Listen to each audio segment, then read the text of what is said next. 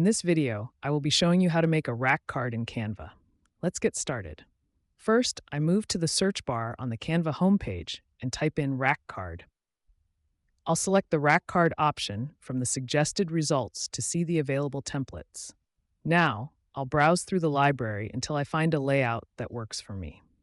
I'm going to select this coffee menu template and then click on Customize this template to open it in the editor. Once the design loads, I'll start by updating the text. I'll click into the subtext and change it to say Scan the QR code to know the ingredients. Next, I'll select the main heading and change Menu to Healthy. To give the text a bolder look, I'll open the font menu and switch it to Chunk 5. Then I'll resize and reposition the text box so it fits perfectly at the top. Now I'll select and delete the coffee cup illustration to make room for my own elements.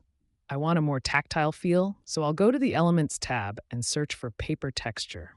I'll select this torn paper graphic, right-click it, and choose Replace Background. To make it more subtle, I'll open the transparency settings and slide the bar down. Next, I'll search for a healthy food bowl in the Elements library.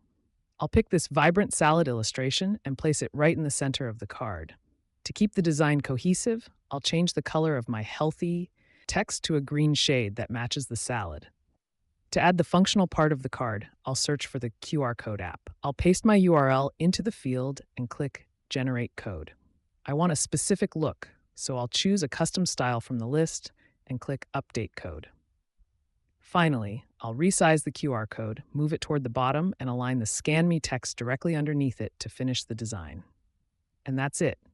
You now have a professional, custom rack card ready to be printed for your business.